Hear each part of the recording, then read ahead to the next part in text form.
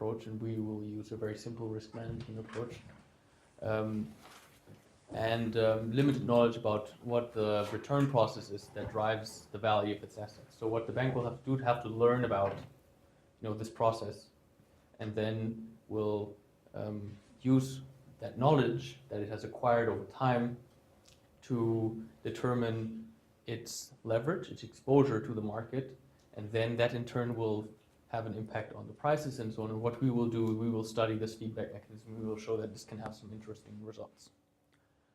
Now, first, I will start talking a little bit about leverage or leverage over time, and what some people ended up calling leverage cycles. So it's a fact.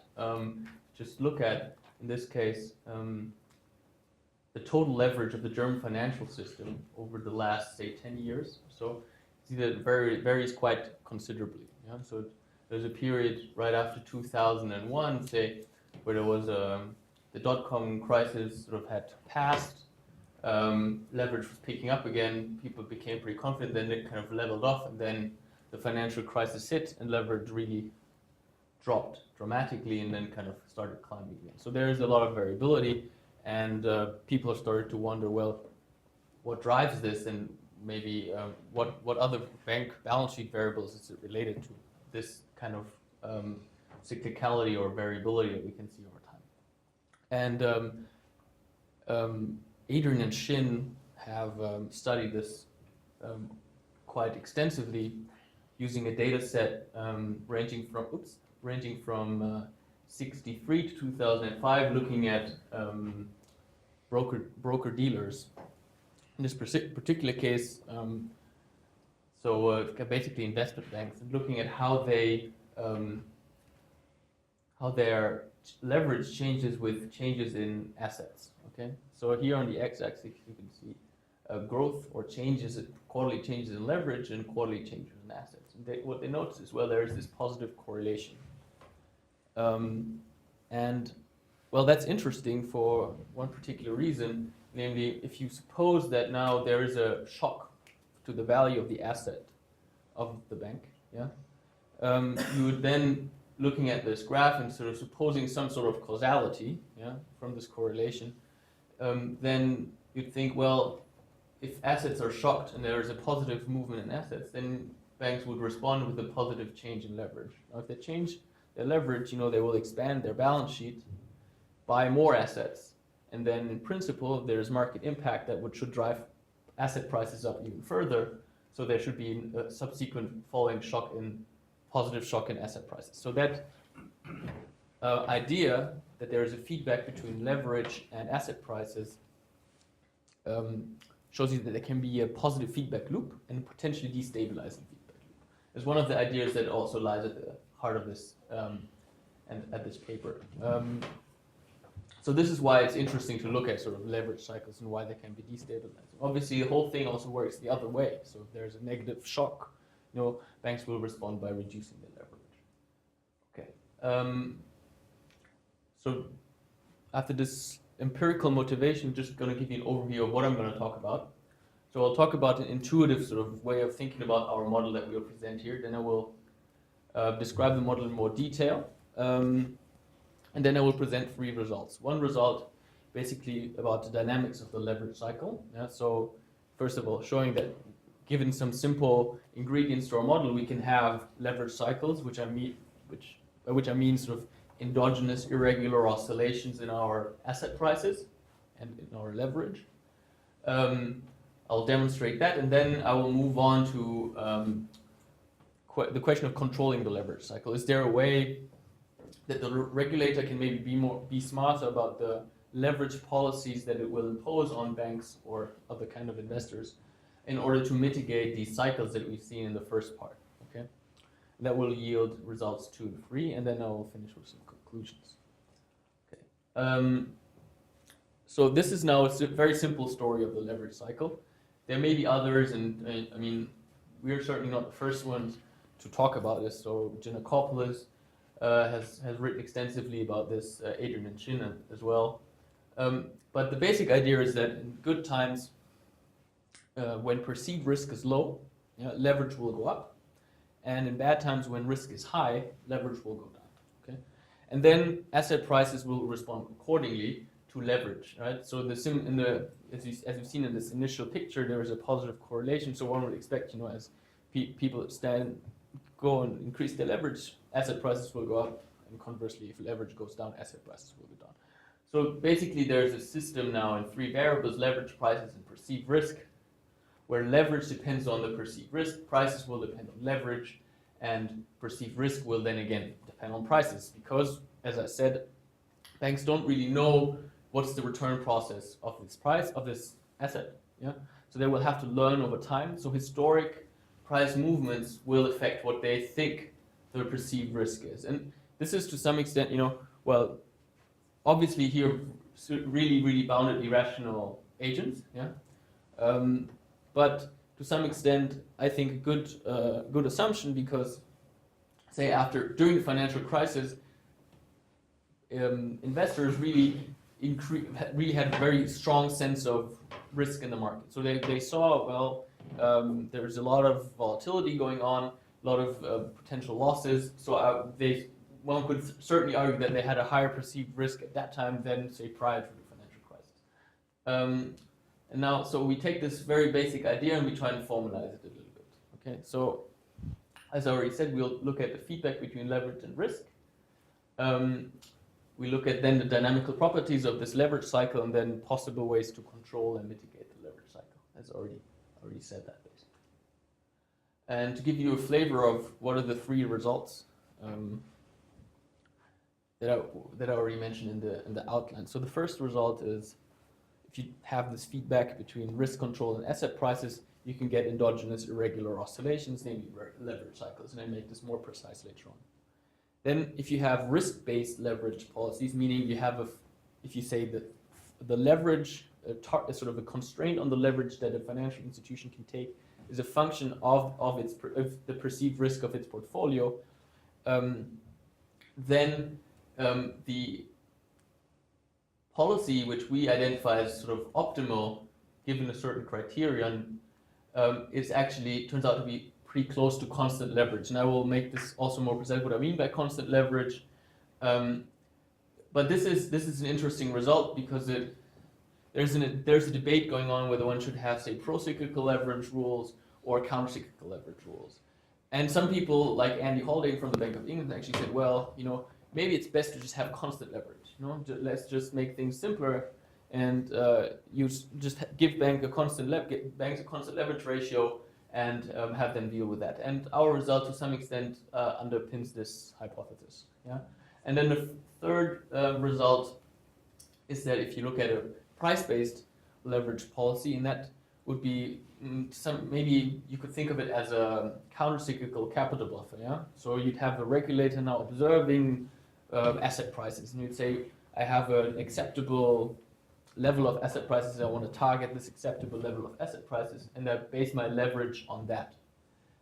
Then if you use a rule like that, you can dampen the leverage cycle, but the effectiveness is not necessarily guaranteed. It's sort of a control problem where when you have the regulator move too aggressively, he actually makes things worse than improving things. So what is the leverage policy?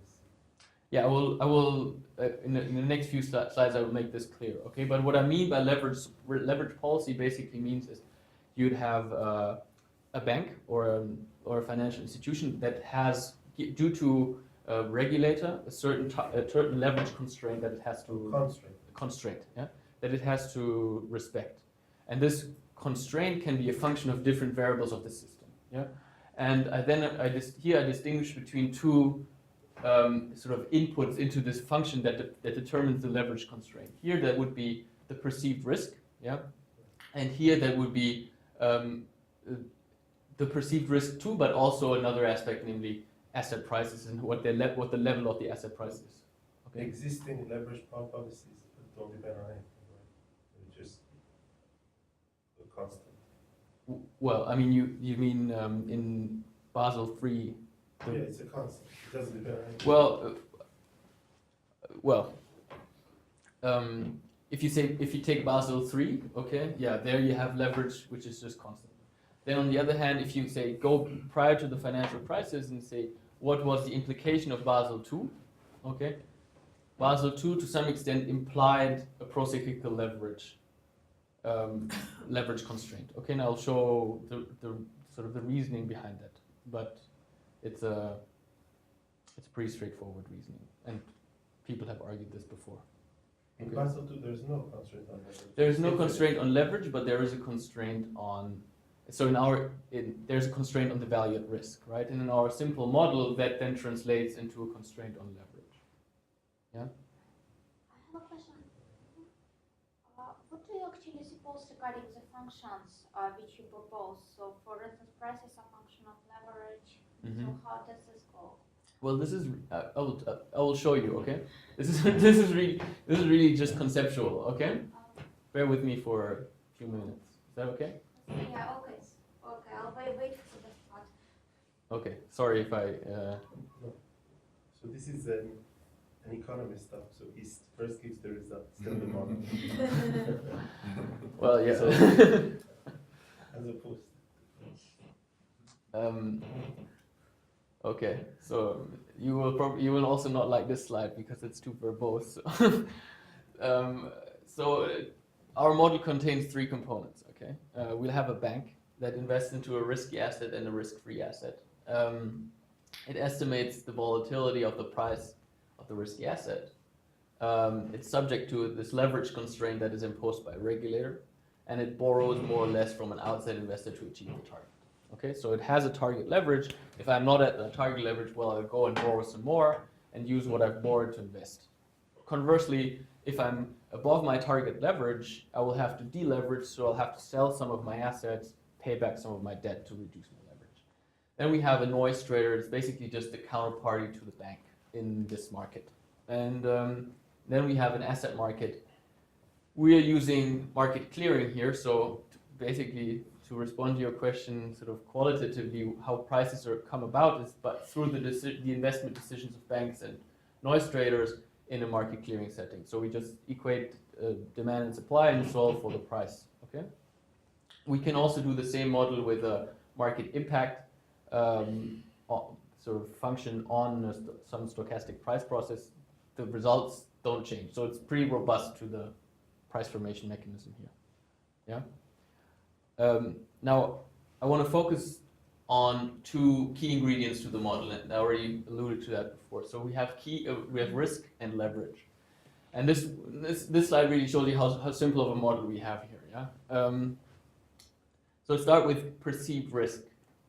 As I said, you don't know what the sort of generating process behind your prices. So what we assume the bank does is it forms an exponential moving average of past returns.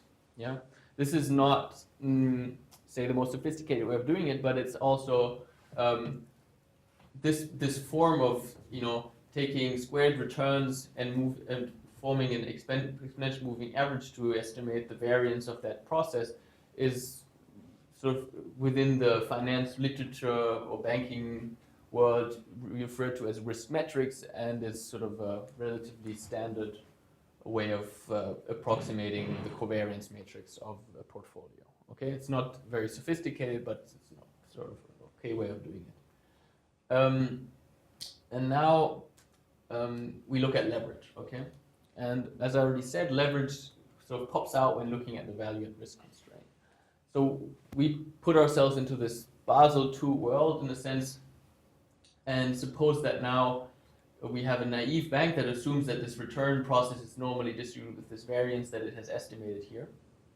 Okay, and then it computes the value at risk. And the value at risk is then basically just a constant times this variance, or the standard deviation of the return process. Okay? And now suppose that E is the equity of the bank and A is the size of its assets. Yeah? And then we would say, well, if this is the per dollar value at risk, right, then you'd have the per dollar value at risk times the size of its assets has to be less than or equal to its equity. Yeah? That's basically the value at risk constraint. Now, if the bank is profit maximizing, this constraint will be tight. Yeah? So then in that case, you get this target leverage out. You just divide by E and take the var over here, and then you get this relationship. Target leverage is basically inversely proportional to the perceived risk. Okay, what does that tell you in this case? Okay, it tells you that, say, perceived risk goes up, then target leverage will go down. Perceived risk goes up, goes down, target leverage will go up. And that's just the simple, basic idea that we've expressed at the very beginning. And this is what's then often referred to as procyclical leverage. Yeah. Now, well, we've derived this in this very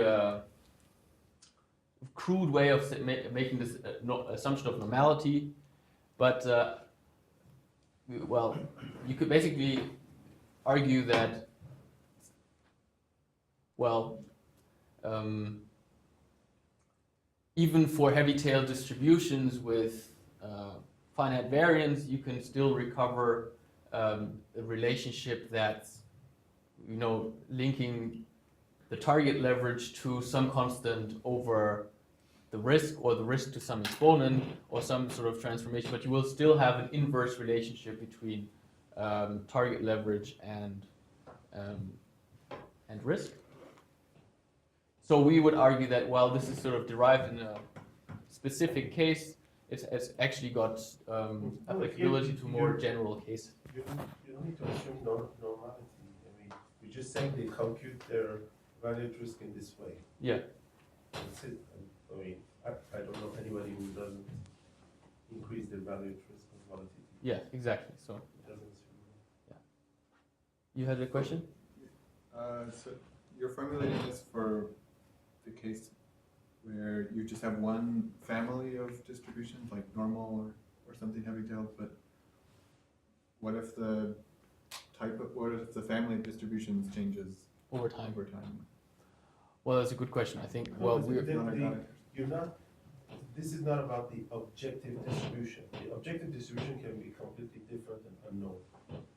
Yeah, Just that's right. saying that the bank has a model for computing their value at risk. They bought software from Riskmetrics, and Riskmetrics does that. It's 2.33 times standard deviation. Whether it's right or wrong is another issue, but you're not concerned. That's right. I'm going to say how they adjust the risk. That's right. So that's pretty realistic. So yeah, it's in a sense we have liberty, to define this, because we can say that, well, it's just in our case what banks use. But why do you call this target leverage? Are you assuming they actually have this leverage? In which case, it's the leverage. Well, we're assuming that this is the leverage they want to get to. They aren't necessarily at this leverage. Okay, so they will then either borrow more and invest more if they're not at this target, if they're below the target leverage, or if they're above, they will liquidate. Yeah, but I don't see any inequality. So. Well, okay, maybe we should call this bar. We should call this A bar and E bar. Okay. Because usually there is an inequality on the left, right? Where, here? Yeah, you said usually. Well, the inequality. So let's say we want to call this the target balance sheet size, okay? And the equality comes from the fact that you want to maximize the total profit, okay? If you were sort of below the equality, you wouldn't be maximizing your profit, okay? Yeah, but I mean, you're not saying what's the control variable. The control. Well, what do you mean the control there? What do banks actually change here? Yeah. Well, I was sort of implicitly saying that banks can. So maybe I should go to the next. Let me. Wait. So banks' control variable is basically how much they borrow. Okay. So they can borrow more or less, and thereby thereby control how much they invest, or how much they liquidate. Okay. So that's their control. That's their way of moving from, say, a leverage which is below or above their target to their target. So what's x of t? Well, x of t is just this vector here. sorry, I Oh, jumped so- straight in without explaining the slide. So I will now walk you through the slide if you don't have any more questions to the previous slide. Okay. So this is just a sort of a summary of the model that I've just tried to explain to you in words. Okay. So it's a 5-dimensional model that's potentially stochastic. The 5 dimensions of this model are the price, the perceived risk, N of T is the amount of assets that the bank holds, okay? Meaning sort of the bank would hold, say a stock, okay, would hold 100% or 50% and the rest would be held by the noise trader. The liability is how much the bank has borrowed, okay? And WNT is the size of the investment of the into risky asset of the noise trader. Okay, this is somewhat condensed. If you want, we can go through the exact specification of the model so you can see how it looks like, but it also doesn't look very nice. Okay. But so up to now we had the bank. So what's the noise trader? What does the noise trader do? Yeah. Okay, the noise trader basically again has an investment into a risky asset and to a risk-free asset. Okay, and now it decides on how much to invest into either of the two assets, driven by some random process. In this case, it's sort of a Ornstein-Uhlenbeck process. Okay, that defines the investment of the noise trader. Now, if you say were to take the size, in the limit of the size of the bank going to 0, okay, then if you then looked at just the price process would just be an Ornstein-Uhlenbeck process. Okay, so a mean reverting time price process. Yeah. And so before you define assets and equities of the bank, would the asset be P times N, and then the equity just So A the minus asset, L, or the asset of the bank would be P times N. No, but it's automatic. Yeah, I know. Yeah, I know. So the asset is essentially that's what you said. Okay, the asset P is times N, okay, and yeah, the and then equity there's is then different. and then there might have some invested into risk-free assets. Okay. Yeah. So if it's okay, I'll move on to the more interesting parts of the model. If you really want to know the details, maybe we can take it offline and discuss how we arrived at this. Is that okay with everybody? Well, I mean, you don't say what G is, so we don't know. Well, okay. You have to go to this full description. Okay. If you can get the full description, we're over 18. Okay, fair enough.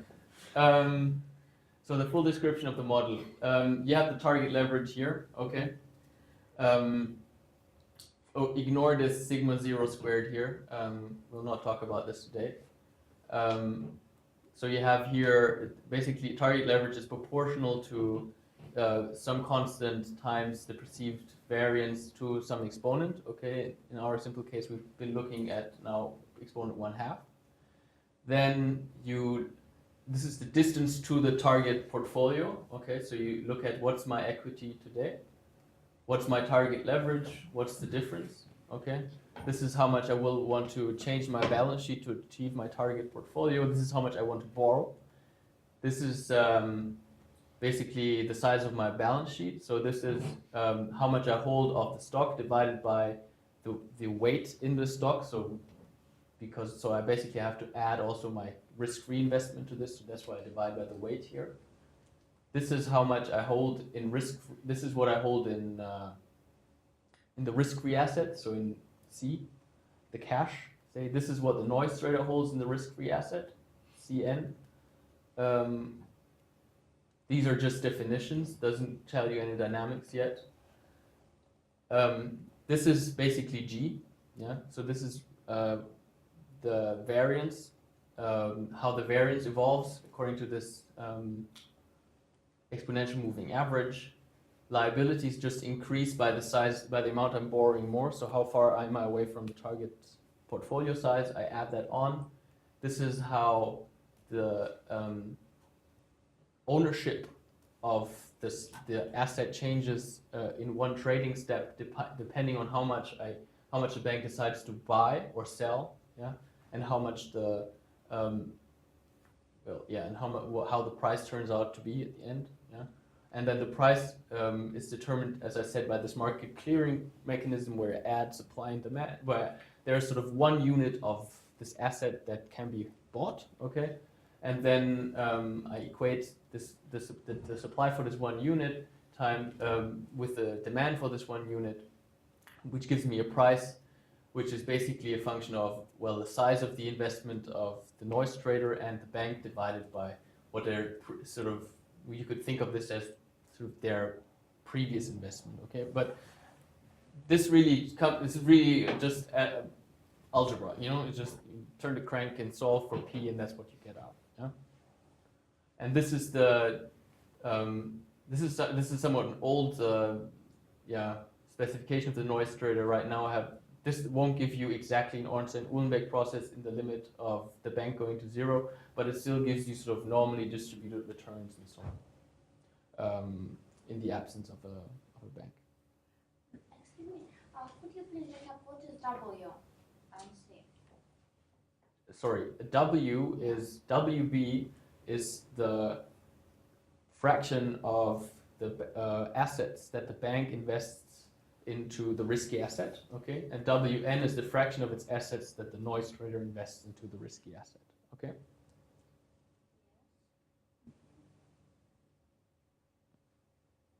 Oh, I don't quite understand it in terms of T and T plus 1, the last bit with price formation, so. You don't understand this? Yeah, the last bit. This? PT plus 1. You don't understand PT plus 1? Yeah, so how does it, why when we invest in the risk class asset, this has to be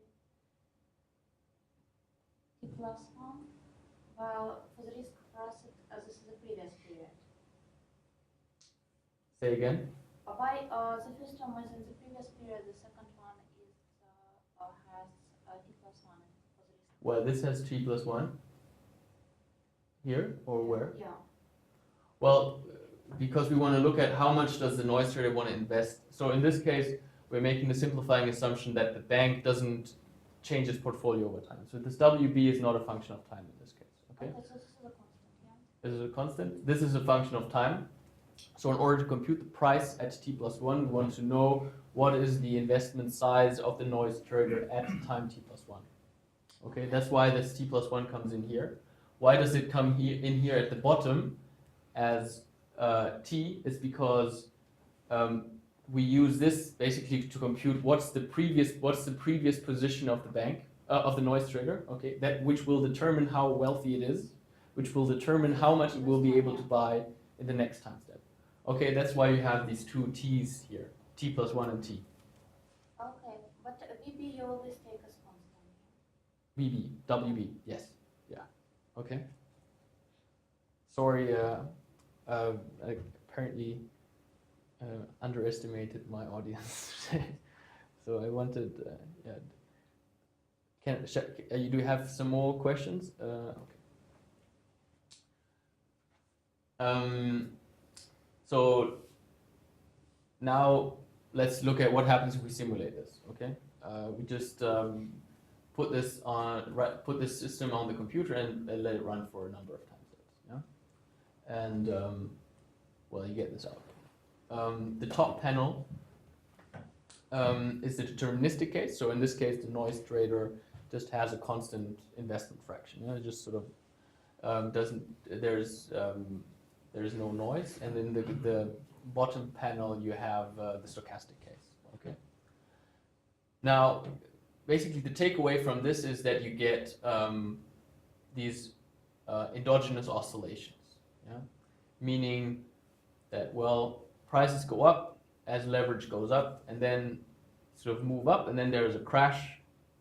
Leverage goes down, prices go down. Now, I don't want to dwell on this too much. I want to actually try and understand what's going on here in an even more simplified version of this model. Okay. If you don't have any questions related to this particular slide, I will move on to the simplified model. Okay. So what we can do is we can take this 5D model, yeah, and reduce it to 2 dimensions.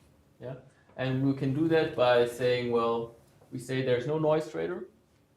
we just take it out of the model and we assume that the equity of the bank is constant. Okay, this is a pretty stark assumption on the one hand. Yeah, we're saying that, well, whatever there's changes in the price, the equity of the bank will not change. On the other hand, you know, people like Adrian and Chin have actually argued that over, you know, if you look at how banks change their leverage following a change in asset prices, they will actually do so keeping their equity constant. Okay, so it's not a totally wild assumption, but it's just to illustrate really what dynamically what's going on. So if we do that, we end up basically with an even more reduced form model that's just in 2 dimensions, and basically the dimensions are just what's perceived risk today and what was perceived risk yesterday. That's it. Yeah, it's basically just a model now about perceived risk and how it changes, given how the bank adjusts its leverage based on this perceived risk. Okay. Now this 2-dimensional system has a hyperbolic fixed point at 0, 0. Okay. And you can then go along and compute the eigenvalues along the stable manifold, and you can find that, well, one of the eigenvalues is less than 1, and one is actually turns out to be negative infinity. So basically, as you approach this hyperbolic fixed point, one of the directions becomes infinitely unstable. And think about it this way. Yeah, this is the phase space. This is Z1. This is Z2. Here's our fixed point. You come down this stable manifold towards the fixed point, and down here it becomes infinitely unstable, so we'll never be able to reach it. You just get ejected at some point. And then this is this sort of chaotic part of this attractor. Yeah? So you get ejected, and you sort of then you get to come back to the stable manifold, and you move back down. And this in time, sort of time space, if you were to think of this as the price, yeah. This is the place where you are in the stable manifold, sort of the great moderation, everything's fine, risk goes down, price goes up, everybody's happy, and then, oops, all of a sudden, you know, with every sort of a portfolio adjustment that you make, you move yourself closer to this unstable point, and then you crash down, and the cycle starts again. Okay? This is kind of illustrating the same mechanism that goes on in this 5D. So what triggers that instability? Well, the instability is sort of part of the system of the system of the dynamic system, right? It has this fixed point. You just approach it, but you can never. And one of the dimensions, one of the eigenvalues here is infinitely unstable. So, if you Can you show again the? so this has a fixed point at 0, 0, right? And you sort of move down the stable manifold towards this fixed point. Okay.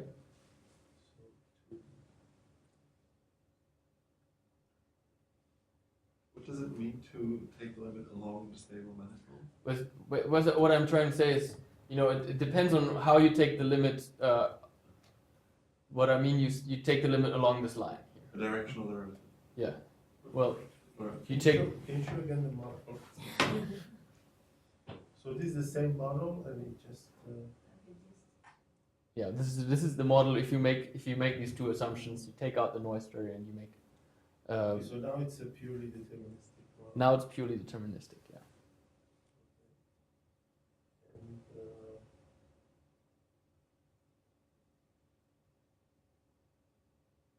so can you explain the last term? What's the last term?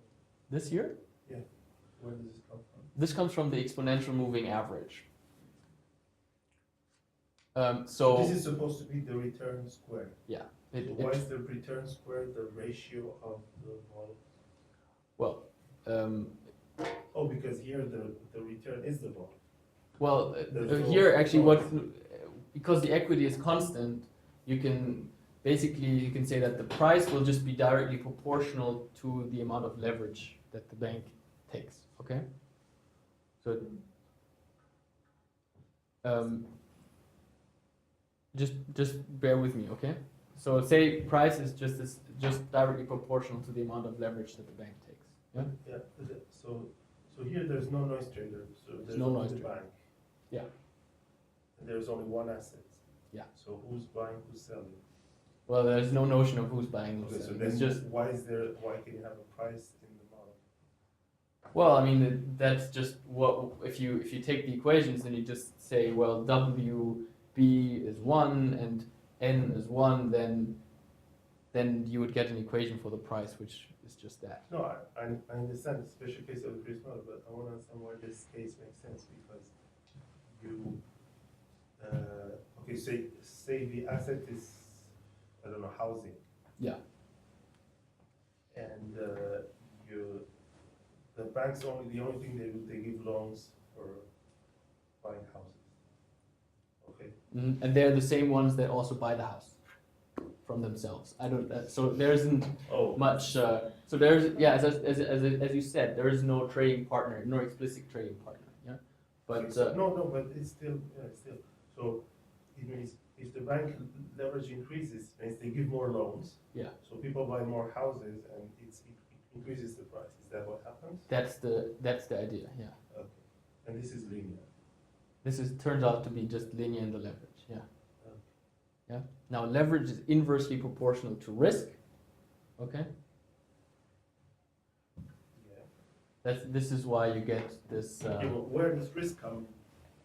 Well, risk comes in from how much risk comes in because it determines how much leverage you take. Yeah, but why is the risk here? So it's a deterministic model. Well- you keep giving more loans, people buy more houses. This will push up the prices of housing. Well, we assume that. This can be linear. Well, we assume that banks keep using this model, observing prices Yeah, and but where's the computing price the. dynamics here? Well, the price dynamics is given by the fact that.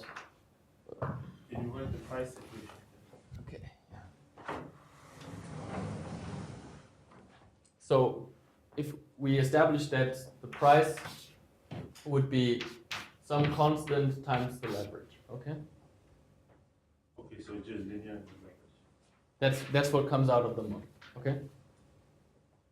Now, leverage, yeah, as according to our rule, is some other constant divided by sigma, okay? And sigma itself is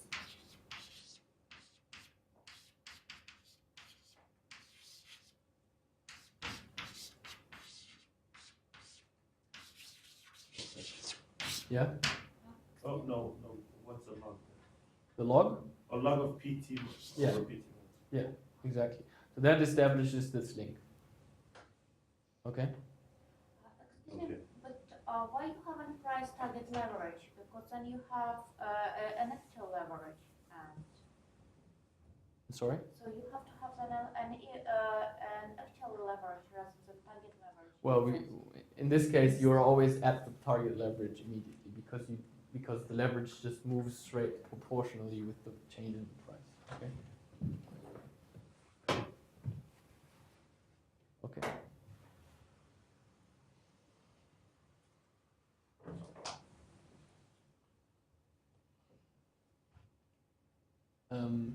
Okay, so we leave that, okay, and move on to the second step of asking. So how can we control this leverage cycle? Okay, this dynamic that we've seen. What can we do? And So here there's no leverage constraint. no, there is a leverage constraint. Okay.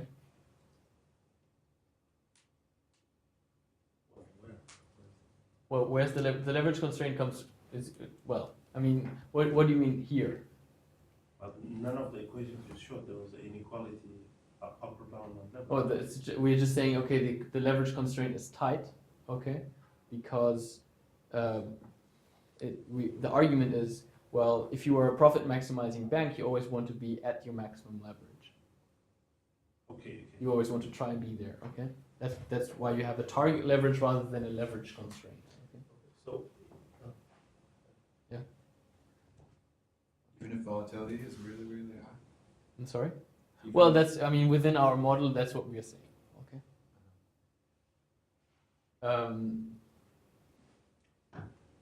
Okay. The leverage constraint, yeah, I think there are two things here. You're talking about value at risk based capital requirement. Yes. Okay. But like in Basel III, what people are discussing is the old definition of leverage, which is simply equity divided by asset size, or asset size divided by equity. Right? Yes. And that not based on risk, but just based on size. Yeah. So And it's, they are pleading for having both. So in this model, does that do anything? I assume it would stop the Yeah. upward trend in your Yeah. so if you just put in damper. yes, exactly. So that's that's actually a third one that I wasn't going to discuss today, but we've also tried this. So if you just put in a, You just stop it at some point. yeah, depends on where you set the limit, obviously, right? So yeah. 30 30. in Basel In Basel 3, it's 3. 33. Sorry. 33. Okay. Well, so next, besides just putting a flat sort of limit somewhere, what you could do is you could take this relationship between the leverage target and the perceived risk and generalize it slightly. And the way we generalize it is by saying, well, in Basel II, we have this b is equal to -1/2, so it's just 1 over sigma, yeah? And we now say, well, if we change this exponent, we can actually move from a situation where we have pro-cyclical leverage to counter-cyclical leverage, yeah? So in the case where b would, so we just take, to make it symmetric, b is equal to 1/2 as the other extreme case, yeah? So if we have the other extreme case of b is equal to 1/2, then as risk goes up, leverage will go up. And if b is 0, then this will be flat, okay? It will be, that won't depend on risk.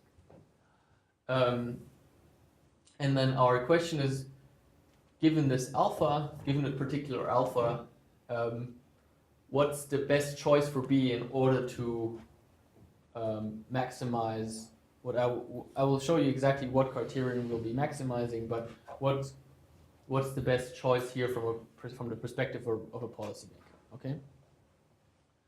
And then as a second option, what you can do is, well, you can say, let's keep this target leverage formula as we had it within Basel II, and now move this alpha around and say, well, if there's a particular price level that we want to achieve, yeah, so we want to, if we're observing, say, there are a lot of negative returns in this asset price, then what we'll do is we'll relax the constraint, and if we see there are a lot of positive constraints, we'll tighten positive returns, we'll tighten the constraint, and that's what's basically done by this ad hoc rule. Okay.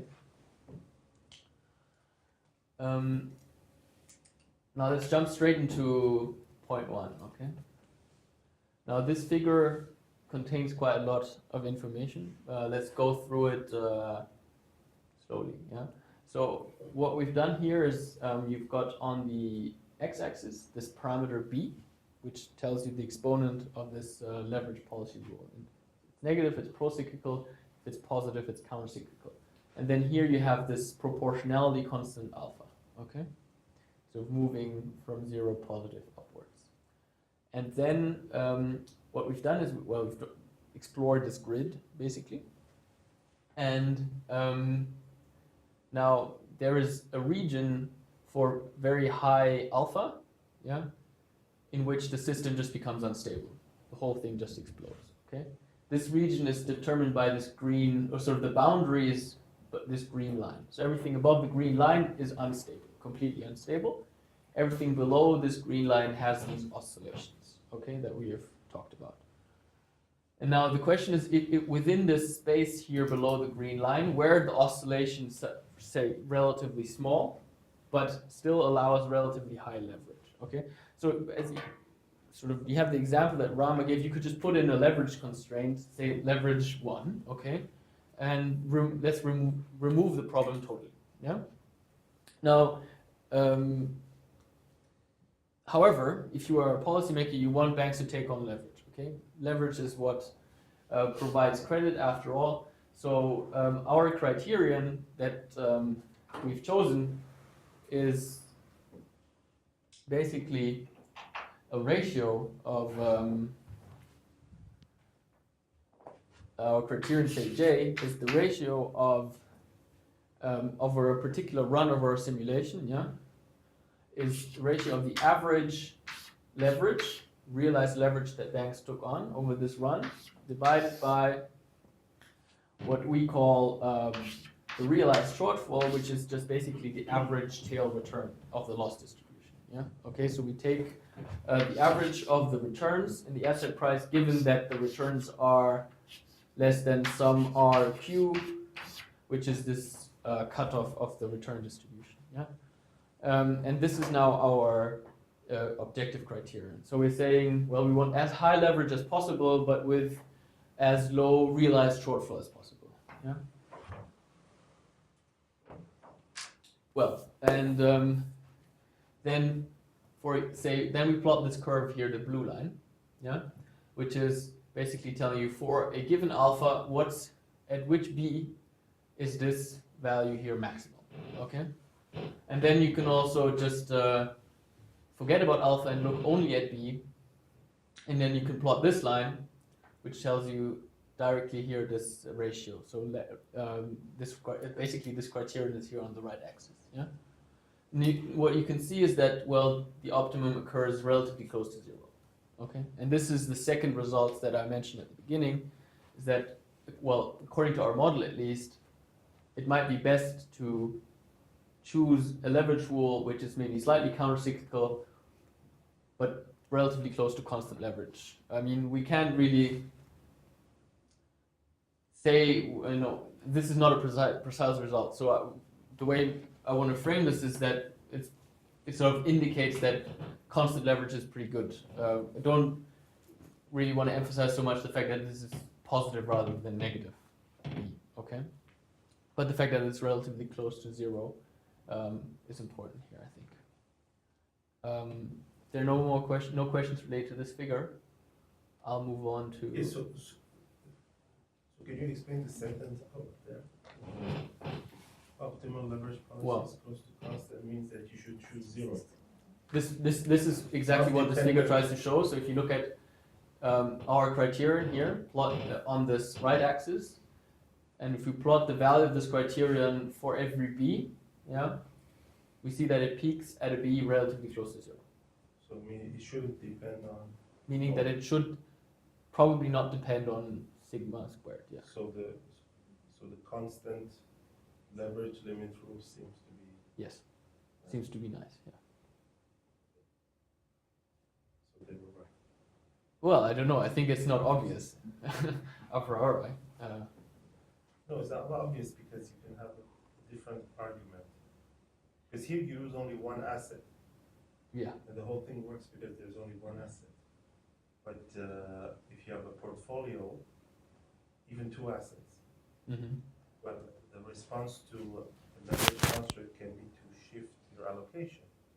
Yeah. Instead of buying more, and that changes the picture. It does. Yeah. Okay. Yeah. The risk-based leverage constraint gives you incentive to reduce your portfolio risk in terms of evaluate risk. Whereas the constant, yeah, it doesn't give you incentive. Yeah, I mean, we have this model in a more complicated form as an agent-based model too.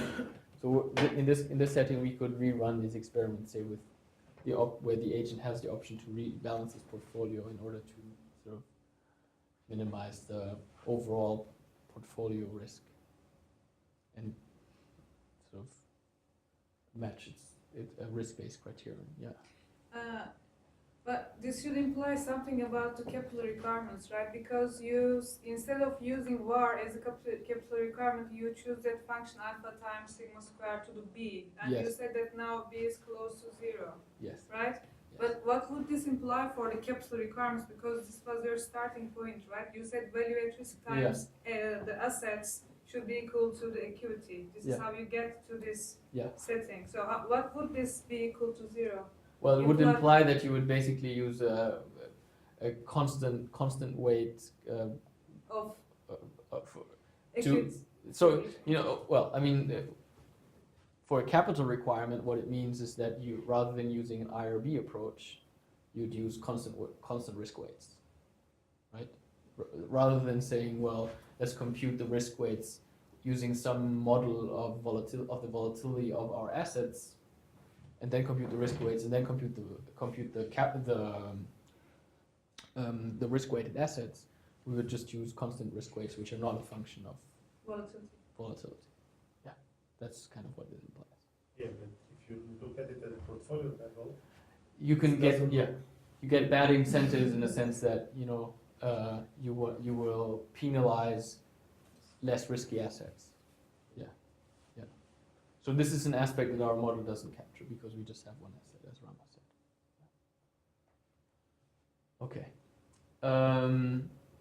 And that's just to wrap up. If you use this policy where now the regulator can adjust this constant alpha, meaning that, say, if prices have very high returns or very low returns, you can crank up leverage or reduce leverage.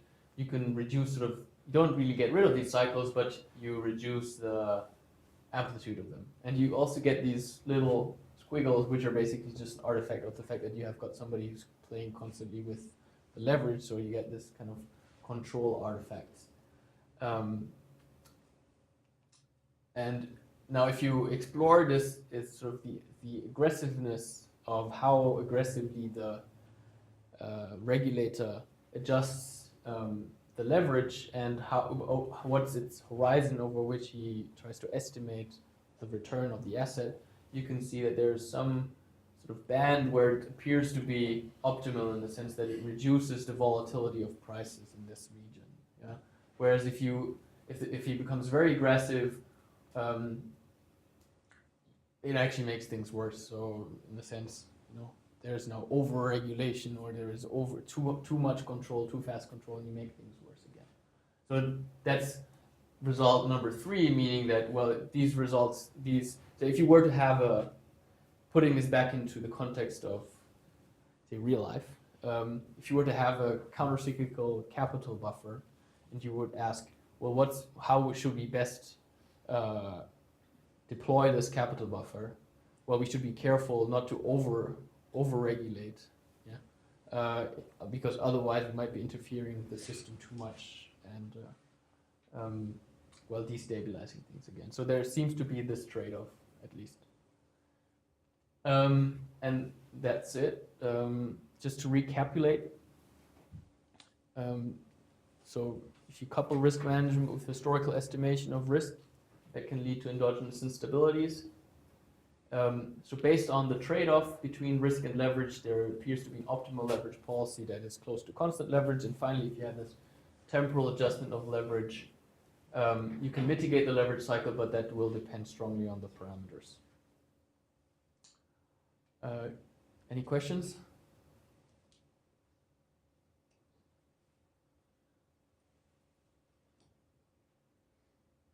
So how is this different from the paper of Adrian Shea? Which paper?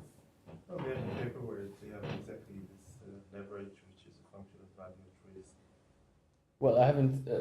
I've over just seen. sigma. I've just seen them. Interesting. Yeah, it's true. That's what it has.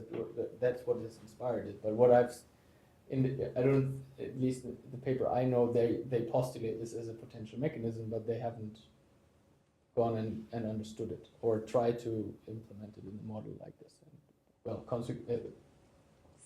as a result of that, they can then make statements about, well, what are alternative ways of doing it? How can we control this cycle and so on? That's where I would see the contribution of this paper. So it's now a modeling framework that you can then use sort of to experiment with and try out different methodologies for leverage control.